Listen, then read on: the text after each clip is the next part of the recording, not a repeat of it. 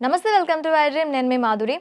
Brain cancer, దీని మీద అవగాహన కల్పించడానికి అసలు బ్రెయిన్ క్యాన్సర్ అంటే ఏంటి, ట్యూమర్స్ అంటే ఏంటి, ఒకవేళ బ్రెయిన్ క్యాన్సర్ ఉంటే బ్రెయిన్ స్ట్రోక్ వచ్చే అవకాశాలు ఉంటాయా, ఇవన్నీ డీటెయిల్గా చెప్పడానికి మనతో పాటు ఉన్నారు doctor Pradeep Karumanchi, radiation oncologist. ఆయన అడిగి డీటెయిల్గా తెలుసుకుందాం. Hello doctor. నమస్కారం. డాక్టర్, మనకి బ్రెయిన్ క్యాన్సర్ అలాగే ట్యూమర్, అసలు క్యాన్సర్ అని ట్యూమర్ అని ఎలా మనం దాన్ని డివైడ్ చేస్తాం? సో బేసికల్లీ ఏదైనా గడ్డ ఫామ్ అయిందంటే బాడీలో అది ఒక సెల్ నుంచి స్టార్ట్ అయ్యి ప్రతి సెల్ ఏంటి డివైడ్ అవటం మొదలుపెడుతుంది. ఒక సెల్ 2 అవుతుంది, 2 4 అవుతాయి, ఇలా 10 15 20 లక్ష అట్లా పెరుగుతూ పోతూ ఉంటాయి. ఎప్పుడైతే అలా సెల్స్ పెరుగుతుంటాయో అదొక గడ్డ రూపంలో ఫామ్ అవుతుంది. దీన్ని గడ్డ కణతి అంటారు. ఈ వీటినే కామన్గా అన్నిటినీ కలుపుకొని ట్యూమర్ అంటాం. ట్యూమర్ అంటే ఒక కణతి. దానిలో 2 రకాల గడ్డలు ఉండొచ్చు. ఒకటి క్యాన్సర్ పోలికలు ఉన్నది, ఒకటి క్యాన్సర్ లక్షణాలు లేకుండా సేఫ్గా ఉండేది. సో ఏవైతే క్యాన్సర్ లక్షణాలు లేకుండా ఉంటాయి వీటేంటి స్లో గ్రోయింగ్ ఉంటాయి, అంటే అంత ఫాస్ట్గా పెరగవు, పక్కన ఉన్న టిష్యూస్ని డిస్టర్బ్ చేయవు, వాటంతా అలా పెరుగుతూ ఉంటాయి. మంచి కరెక్ట్గా వాటికి ఉన్న షేప్ మెయింటైన్ చేసుకుంటూ ఆర్కిటెక్చర్ మెయింటైన్ చేసుకుంటూ స్లోగా పెరుగుతుంటాయి. వీటిని బినైన్ ట్యూమర్స్ అంటాం. వేటికైతే అగ్రెసివ్ లక్షణాలు ఉంటాయి, అంటే ఫాస్ట్గా పెరిగిపోతూ పక్కన టిష్యూస్ డ్యామేజ్ చేసుకుంటూ అక్కడి నుంచి వేరే చోటుకి వెళ్ళే కెపాసిటీ ఉండి బాడీలో వేరే చోటుకి వెళ్తాయి, వీటిని క్యాన్సర్ సెల్స్ అంటాం. సో ఈ క్యాన్సర్ క్యారెక్టర్స్ ఉన్న వాటిని క్యాన్సర్స్ అంటాము. మిగిలిన ఇలాంటి లేని వాటిని బినైన్ ట్యూమర్స్ అంటాం. సో ఓవరాల్గానే ట్యూమర్స్ని తీసుకుంటాము. వేటికైతే ఈ లక్షణాలు ఉంటాయి అగ్రెసివ్ లక్షణాలు వాటిని క్యాన్సర్స్ అని చెప్తాం. ఓకే, ఇప్పుడు బ్రెయిన్ ట్యూమర్ అండ్ క్యాన్సర్ రెండిట్లో ఏది ఎక్కువ ఎఫెక్టివ్గా, అంటే క్యాన్సర్ తొందరగా పెరుగుతుంది ఆ ఎఫెక్ట్, ఇప్పుడు ట్యూమర్ వల్ల ఎలాంటి ప్రాబ్లం ఉండదంటారా? అది బ్రెయిన్లో వస్తే ట్యూమర్ జనరల్గా ఈవెన్ బినైన్ ట్యూమర్స్ అయినా కానీ మనం ట్యూమర్ అంటే జనరల్గా వాటినే అంటాము.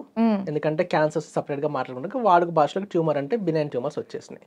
సో ఈ ట్యూమర్ అనేది కూడా అది కూడా సెల్ ఎప్పుడైతే పెరుగుతూ ఉంటుందో అది గడ్డ సైజ్ పెరిగినప్పుడు మన బ్రెయిన్ ఉండేది మన స్కల్ లోపల ఉంటుంది, అది ఒక ఫిక్స్డ్ ఏరియా అనమాట. నీకు ఎక్స్పాండ్ అవడానికి ఇక్కడ స్పేస్ ఉండదు. సో ఆల్రెడీ ఇంకో గడ్డ పెరుగుతూ ఉన్నప్పుడు ఈ స్పేస్ లేక బ్రెయిన్ మీద ప్రెషర్ పెట్టేస్తూ ఉంటుంది అనమాట. సో ఎంత పెద్దగా పెరుగుతుంటే అది ఏ ఏరియాలో ఉందో ఆ ఏరియాలో ఉన్న బ్రెయిన్ మీద ఎఫెక్ట్ కంప్రెస్ అవుతూ ఉంటుంది. సో ఆ ఏరియా మన బాడీలో ఏ పార్ట్ని కంట్రోల్ చేస్తుందో, ఎలాంటి ఫంక్షన్స్కి సంబంధించిందో అవి స్లోగా మనకి ఎఫెక్ట్ అయితే కనిపిస్తాయి అనమాట. ఉదాహరణకి అది సైడ్లో మెమరీ ఏరియాస్ దగ్గర ఉందనుకోండి, మెమరీ ఏరియా మీద కంప్రెషన్ పెట్టిందనుకో వాళ్ళకి మెమరీకి సంబంధించిన ప్రాబ్లమ్స్ రావటం, మతిమరుపు రావటము, లేకపోతే సరిగ్గా గుర్తుపట్టలేకపోవటం ఇలాంటి. అదే ముందర భాగంలో ఉన్నాయనుకోండి, ఫ్రంటల్ రీజన్స్లో వాళ్ళంతా జడ్జ్ చేయటము, ఆలోచన శక్తి, ఇంటెలిజెన్స్ ఇలాంటివన్నీ కూడా ఎఫెక్ట్ అవుతాయి. దాంతోపాటు మన మోటార్ ఎఫెక్ట్స్ ఉంటాయి, ఈ మధ్యలో ఉండే బ్రిడ్జెస్ వాటి ఎఫెక్ట్ అయిందనుకో ఏ పార్ట్ కంట్రోల్ చేసే పార్ట్ మీద ఎఫెక్ట్ చేస్తే ఆ పార్ట్ వీక్నెస్ వస్తుంది అనమాట. సో ఇలా అది లోకల్గా ఏది ఎఫెక్ట్ అయితే దాని ప్రకారం మన లక్షణాలు బయటకు వస్తాయి. అంటే బ్రెయిన్ నుంచి మనకి ఆ పార్ట్కి సిగ్నల్ సరిగ్గా అందో, ప్రెషర్ పెట్టినప్పుడు సిగ్నల్స్ సరిగా పనిచేయవు, అబ్నార్మల్ అవ్వచ్చు, ఓవర్ అవ్వచ్చు, తక్కువ అవ్వచ్చు.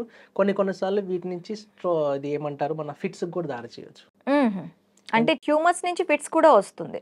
చాలా మంది తెలియకుండా ఎంగేజ్ సడన్గా ఫిట్స్ వస్తే అప్పుడు స్కాన్ తీసినప్పుడు సడన్గా గడ్డ బయటపడుతుంది అనమాట. ఎందుకంటే ఆ గడ్డ ఎప్పుడైతే నరాల మీద నొక్కుతుందో అక్కడ స్ట్రీమ్ లైన్లో ఇలా ఎలక్ట్రికల్ పల్సెస్ ఉంటాయి కదా, అవన్నీ డిస్టర్బ్ అవుతాయి. కొన్నిసార్లు హైపర్ అవ్వచ్చు, కొన్నిసార్లు లో అయిపోవచ్చు, లేకపోతే ఆల్టర్డ్ లెవెల్లో రావచ్చు. అంటే ఒక స్ట్రీమ్ లైన్లో రాసిన డిస్టర్బెన్స్ వచ్చినప్పుడు మనకి ఫిట్స్ వస్తాయి. ఓకే, దీనికి బ్రెయిన్ స్ట్రోక్స్కి వచ్చే అవకాశాలు ఉంటాయంటారా? దీంట్లో బ్రెయిన్ స్ట్రోక్స్ రావాలి అంటే మామూలుగా స్ట్రోక్స్ వేటినంటాయంటే మన బ్లడ్ వెజల్స్ రక్తనాళాలు ఉంటాయి కదా, వాటిలో బ్లడ్ స్ట్రీమ్ లైన్లో పోతూ ఉంటుంది. ఎప్పుడైతే ఇది ఎక్కడైనా డ్యామేజ్ అయితే ఆ ఏరియాలో ఒక హీమోరేజ్ అంటే ఒక సడన్గా బ్లడ్ గష్ అయిపోతుంది, ఆ ఏరియాలో ఫిల్ అవుతుంది. దానివల్ల మనకి స్ట్రోక్ వస్తుంది. లేదు అంటే వేరే రకం ఏంటంటే ఇస్కిమిక్ స్ట్రోక్స్ అంటాం. అంటే ఎక్కడైనా రక్తనాళాన్ని బ్లాక్ అయింది అనుకోండి, ఆ బ్లాక్ అయిన ఏరియాకి సప్లై అవ్వదు. సో సడన్గా కరెంట్ ఆఫ్ అయినట్టు అవుతుంది ఆ ప్లేస్కి, ఆ పార్ట్ ఆఫ్ ద బ్రెయిన్కి.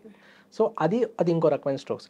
అయితే ఈ ట్యూమర్ల వల్ల కూడా వచ్చే ఛాన్సెస్ ఉంటాయి, కానీ కొంచెం తక్కువ. ఎప్పుడైతే అవి పక్కన చుట్టుపక్కల blood vessels, major blood vessels పక్కన ఉన్నాయో వాటిని ఎప్పుడైనా తింటున్నాయి అనుకోండి, ఇన్ఫిల్ట్రేట్ చేస్తుంటాయి, చొచ్చుకుపోతున్నాయి అనుకోండి, అప్పుడు డ్యామేజ్ అయ్యి స్ట్రోక్ రావటం కానీ, లేకపోతే వాటి మీద సడన్ కంప్రెషన్ పెట్టేసింది అనుకోండి, అది ఏ ఏరియాకి సప్లై చేస్తుందో అది ఆగిపోయింది అనుకో, అప్పుడు కూడా స్ట్రోక్ వచ్చే ఛాన్స్ ఉంటుంది. సో జనరల్గా మన బ్రెయిన్లో ట్యూమర్స్ నుంచి కామన్గా వచ్చే సిమ్టమ్స్ ఏంటంటే తరచుగా హెడేక్స్ రావటము, దాంతోపాటుగా వామిటింగ్ సెన్సేషన్స్ అవ్వటము, దీంతోపాటు ఫిట్స్ రావటము, లేదు అంటే తూలినట్టు అవ్వటం. ఎందుకంటే బ్యాలెన్స్ కోల్పోతారు ఒక్కొక్కసారి, ఎందుకంటే ఆ ఏరియాలో బ్యాలెన్సింగ్ ఆర్గన్స్ ఏరియాలో పట్టచ్చు, లేదంటే ఏదైనా పార్ట్లో వీక్నెస్ రావచ్చు. ఇలాంటి లక్షణాలు ఎప్పుడైనా కనిపిస్తే డెఫినెట్లీ కంటిన్యూస్గా ఉన్నాయి ఇంకో 2 వారాలు దాటిపోయి ఇంకా తగ్గట్లేదు, ఖచ్చితంగా ఇమేజింగ్ తీసుకోవడం చాలా సుఖం. ఓకే. ఇప్పుడు brain tumour, brain stroke, brain cancer ఈ మూడిట్లకి సంబంధించి ఎవరికైనా ఉన్నది అంటే మీరు ఎలాంటి అంటే సర్జరీకి వెళ్ళమంటారా? రేడియేషన్ ఆర్ కీమో ఇది ఏవి సజెస్ట్ చేస్తూ ఉంటారు? సో 3 డిఫరెంట్ టైప్స్ అన్నమాట. ఇప్పుడు స్ట్రోక్ ఉందనుకోండి, అది ఒక ఎమర్జెన్సీ అయిపోతుంది. సో స్ట్రోక్ అనే దానికి క్యాన్సర్ లాగా ట్రీట్మెంట్ రాదు. దానికి కన్జర్వేటివ్ మేనేజ్మెంట్, అగ్రెసివ్ మేనేజ్మెంట్ 2 రకాలు ఉంటాయి. ఫస్ట్ న్యూరాలజిస్ట్ని సంప్రదిస్తే అది కన్జర్వేటివ్ మేనేజ్మెంట్ ఏది ఉంటే మన మెడికేషన్స్తోనే కంట్రోల్ అయిపోతుంది. లేదు సడన్గా కొంతమందికి ఏంటంటే డీకంప్రెషన్ చేయాల్సి రావచ్చు. అంటే ఆ ఏరియాలో సడన్గా బ్లడ్ ఫిల్ అయిపోయింది, ఫుల్ ప్రెషర్ పెట్టేస్తుంది, ఒకసారి దాన్ని హోల్ పెట్టేసి తీసేస్తారు. ఆ ప్రెషర్ తగ్గిపోతే ఇలా సిమ్టమ్స్ తగ్గిపోతాయి. సో అప్పుడు న్యూరో సర్జరీ కావాల్సి వస్తుంది. So either neuro surgery or medication decide అవుతుంది అనమాట. ఆన్ ది స్పాట్ వాళ్ళు చూసుకొని వాళ్ళకి ఏ టైప్ ఆఫ్ స్ట్రోక్ దాన్ని బట్టి డిసైడ్ చేస్తారు. ఓకే. అదే ఇస్కిమిక్ స్ట్రోక్స్ అనుకో, వాటికి ఇవన్నీ ఇంత ప్రాబ్లం ఉన్నాయి కాబట్టి మేబీ కన్జర్వేటివ్ చేయొచ్చు. సో ఆ కేస్ బై కేస్ మనం డిసైడ్ చేయాల్సి ఉంటుంది. కమింగ్ టు అదర్ సైడ్, మీరు ఎప్పుడైతే క్యాన్సర్స్ అన్నారు, క్యాన్సర్స్ అగ్రెసివ్గా పెరిగిపోతుంటాయి కాబట్టి వాటిని జనరల్గా ఏం చేస్తుంటే అవి కనిపెట్టే టైంకి ప్రెషర్ సిమ్టమ్స్ అన్నీ కనిపిస్తాయి. సో అవి సిమ్టమ్స్ తగ్గాలంటే ఫస్ట్ ఇమ్మీడియట్గా దాన్ని తీసేయాలి అక్కడి నుంచి. సో ఇక్కడ సర్జరీ రోల్ ఫస్ట్ వస్తుంది. సో సర్జరీ చేసి తీసేస్తే దీనిలో 2 రకాలు. అది చాలా దూరంగా ఉండి సేఫ్గా తీయగలిగితే తీస్తారు, లేదంటే మ్యాక్సిమం సేఫ్ రిసెక్షన్ అని చెప్పేసి. ఎందుకంటే అది బ్రెయిన్ నార్మల్ టిష్యూస్తో కలిసి ఉందనుకో, వాళ్ళు దాన్ని గమనించలేరు, అంత ఈజీగా తీయలేరు. ఎప్పుడైతే నరాలు కట్ అయినాయి అనుకోండి ఇంకా పర్మనెంట్ డ్యామేజ్ అవుతుంది. సో అందుకని they have to leave some tissue అనమాట. సో ఆ మిగిలిపోయిన టిష్యూని రేడియేషన్ ద్వారా క్లియర్ చేయాల్సి ఉంటుంది. సో క్యాన్సర్కి ముందు సర్జరీ చేస్తే ఆ ప్రెషర్ సిమ్టమ్స్ పోతాయి, అండ్ మైక్రోస్కోపిక్ సెల్స్ మిగిలిపోయిన సెల్స్కి రేడియేషన్ యాడ్ చేయడం జరుగుతుంది. అప్పుడు 2 కంబైన్ అయ్యి మంచి ఫలితాలు ఉంటాయి. ట్యూమర్స్ ఉన్నాయనుకోండి, for suppose example CP angle tumours అంటే మన ష్వార్నోమాస్ అని చెప్పేసి మన చెవుకు సంబంధించిన నర్వ్స్ ఉంటాయి, వాటి ఎడ్జెస్లో వస్తాయి. అవి స్లోగా పెరుగుతూ ఉంటాయి. అవి చిన్నగా ఉన్నప్పుడు అంత పెద్దగా తెలియదు, మెల్లమెల్లగా మన చెవు, వినికిడి ఇవన్నీ తగ్గుతూ వస్తాయి. కొన్ని సర్జరీ చేసి తీసేస్తారు జనాల్లో. మరీ పెద్దగా ఉన్నాయనుకోండి, అవి కూడా ప్రెషర్ పెడతాయి. సో దీనికి ఏంటంటే రేడియో సర్జరీ అని చెప్పేసి కొత్త విధానం వచ్చింది మన దగ్గర. ఈ బినైన్ ట్యూమర్స్కి ఏదైనా ప్లేస్లో ఉన్నప్పుడు సర్జరీ కాకుండా మనకు ఆల్టర్నేట్గా రేడియో సర్జరీ అని చేస్తాం. దీన్ని మనిషిని కోసే పనేం ఉండదు, డైరెక్ట్గా హై ఎనర్జీ ఎక్స్రేస్ యూజ్ చేసి ఎగ్జాక్ట్గా ఆ ట్యూమర్ ఉన్న షేప్లు దాని వరకే పంపిస్తాం, పక్కన ఉన్న 1 mm కూడా అటు ఇటు కూడా ఎక్స్ట్రా డోస్ పోకుండా. సో అవేంటంటే అక్కడికక్కడ మెల్ట్ అయిపోతాయి అన్నమాట. సో లాంగ్ రన్లో అది అదే సైజులో స్టాప్ అయిపోవటం, లేదంటే కంప్లీట్గా క్యూర్ అయిపోవడం జరుగుతుంది. సో దీనివల్ల బెనిఫిట్స్ ఏంటంటే మీరు నరాలు ఏమీ డ్యామేజ్ కావు. ఫస్ట్ సర్జరీ చేస్తే నరాలు డ్యామేజ్ అయ్యే ఛాన్సెస్ 30% ఉంటుంది.